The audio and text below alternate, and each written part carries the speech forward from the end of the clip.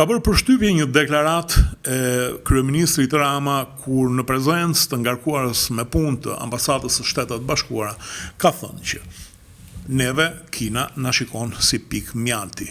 Në fakt është një deklarat e cila i drejtohet Shtetet Bashkuara të Amerikës.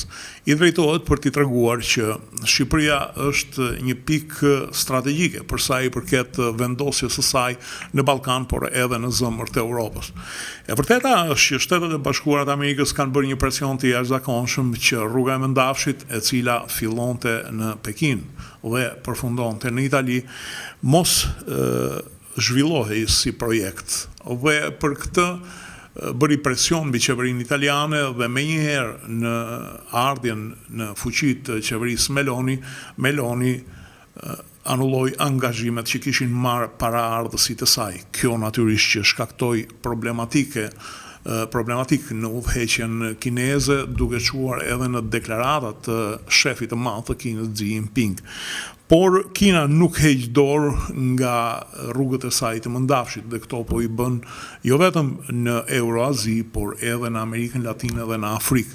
Natyrisht që këto janë një kërcënim i madh geostrategjik për Shtetet e Bashkuara, sepse e fusin Kinën në zemër të vendeve ku është influenca amerikane në to.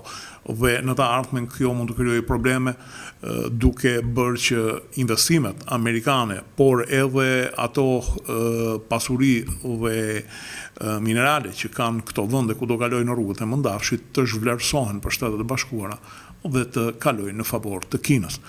Për sa i përket deklaratës së zotit Rama, unë mendoj që është një deklaratë e cila më tepër bëhet për t'i treguar Shtetet Bashkuara që Shqipëria nuk është një aleat i vogël, i papërfillshëm, një aleat i cili në fakt nuk përfaqëson asgjë qoftë për nga ana ushtarake apo për nga GDP-ja, por ama përfaqëson diçka të madhe për sa i përket pozicionit të saj gjeografik.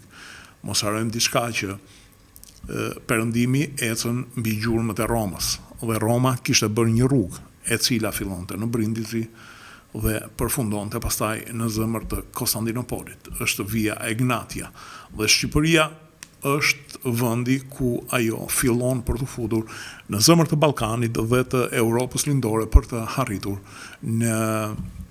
arritur në Azi. A ka Shqipëria vërtet pesh? Po, ka. Vazhdimisht Shtetet e Bashkuara kanë bërë presion mbi qeverinë shqiptare që mos lejoj investimet kineze, dhe kanë qenë investimet të rëndësishme, dhe në të gjitha rastet ja ka arritur. Kuptohet që kinezët do këmbgulin për të bërë një rrugë paralele, një rrugë konkurrente me vijën Egnatia, në mos vetë vijën Egnatia. Dhe Edi Rama pikërisht këtë po i thot ambasadës amerikane. Kini kujdes, nuk është se neve na mungojnë ofertat, por neve jemi besnik të Shtetet Bashkuara të Amerikës.